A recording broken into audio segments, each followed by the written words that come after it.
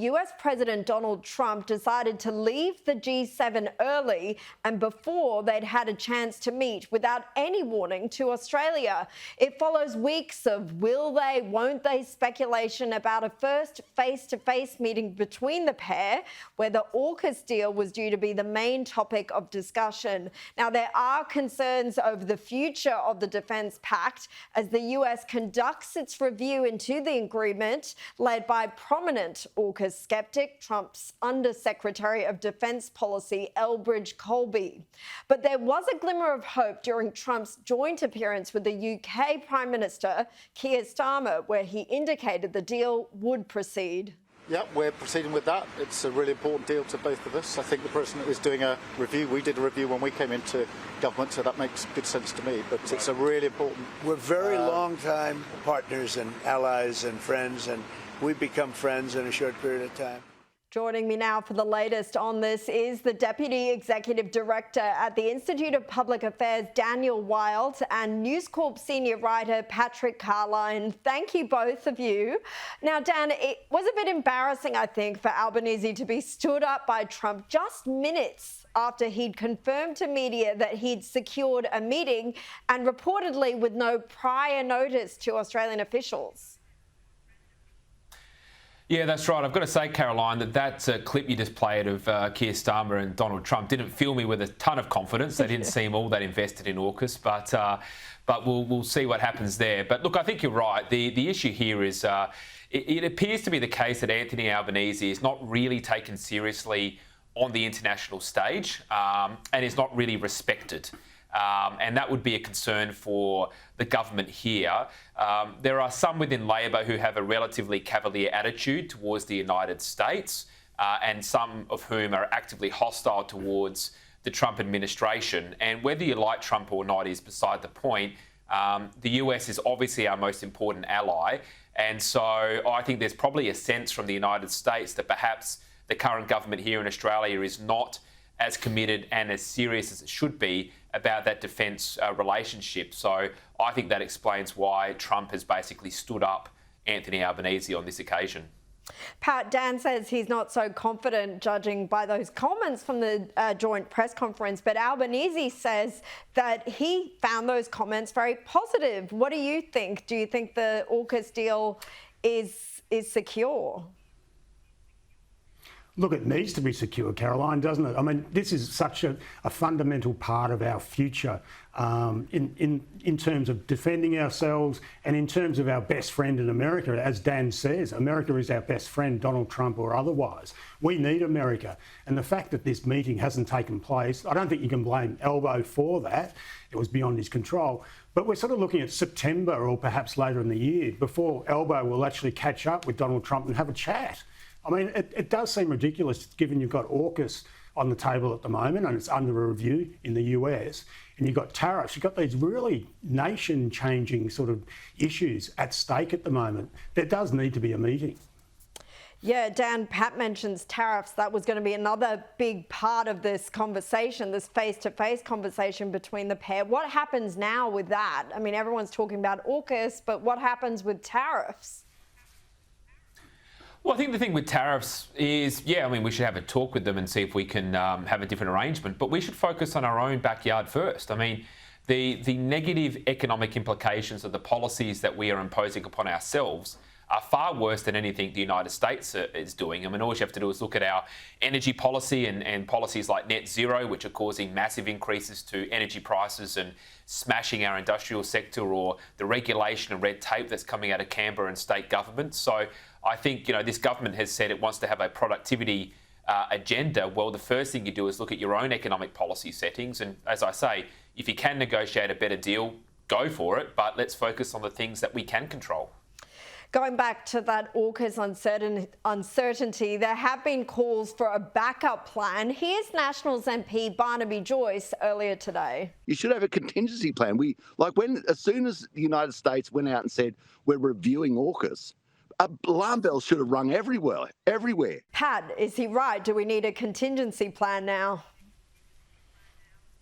Look, there seems to be sort of confidence, guided or not, on the fact that AUKUS is safe within Australia. You see the comments from South Australia's Premier yesterday talking about the fact that we need to build submarines.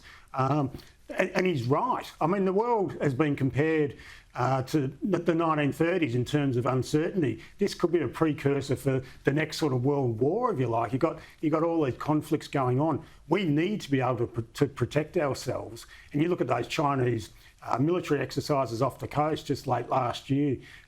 We're not well placed to defend ourselves, and the world is going to pivot. Of that, we have no doubt.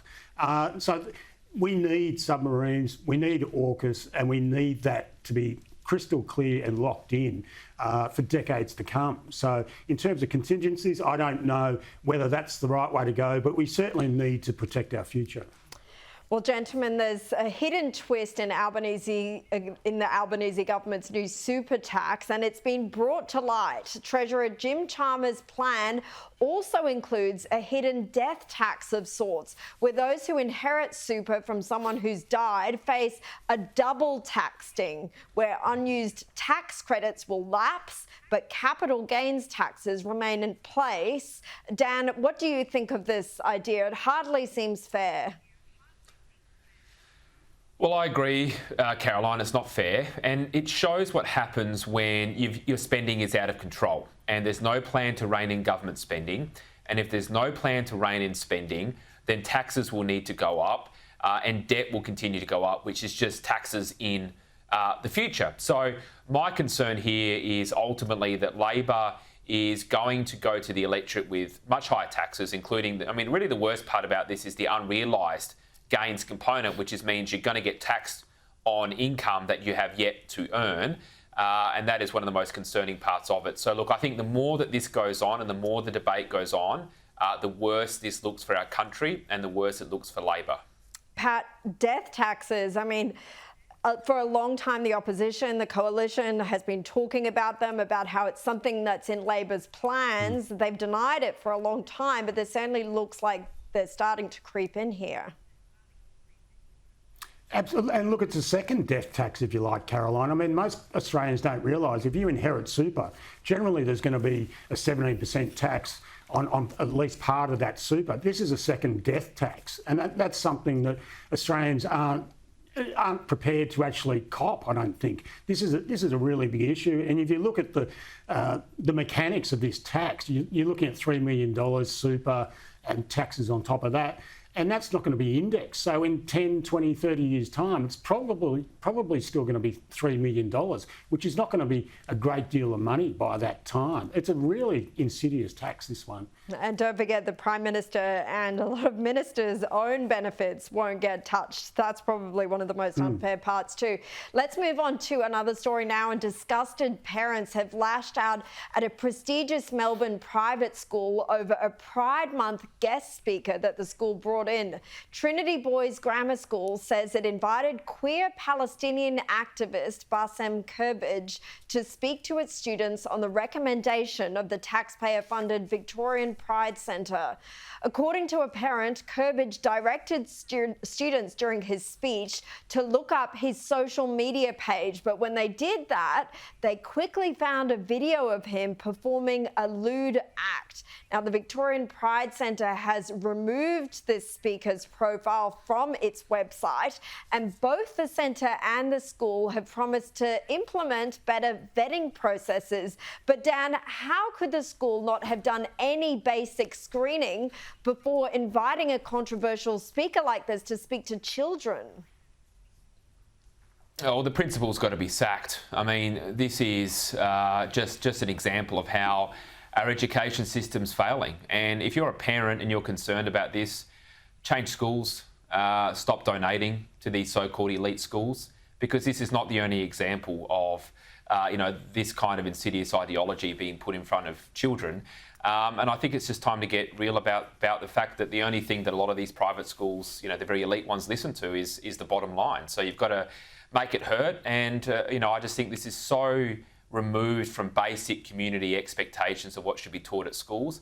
By the way, this is happening in the context of a rapidly declining education sector where governments are spending more and more every single year, yet results continue to go backwards. Children are less educated than in the past, and they're taught not only this kind of ideology, but they're taught to be ashamed of our country, ashamed of our history, and in doing so, ashamed of themselves. So if this isn't a wake-up call, I don't know what is.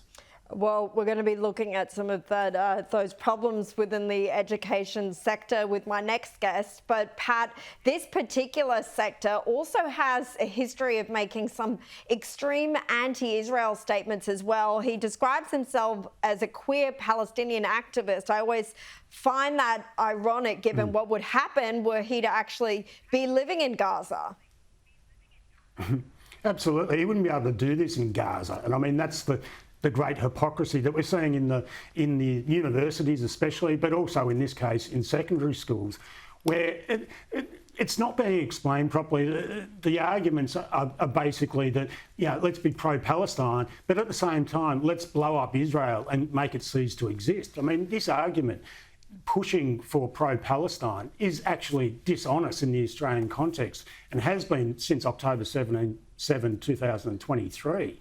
And these sorts of activists shouldn't be anywhere near a school which is charging parents 40 grand a pop to send their kids there. It's a Christian school. And the fact that this wasn't looked at closely, that the due diligence wasn't done by the school, is a characteristic that's been true of our universities across the board, across Australia. It's a really troubling thing that this school is actually abrogating responsibility for activists addressing their students. Yeah, really concerning, and hopefully a wake-up call for schools across the country.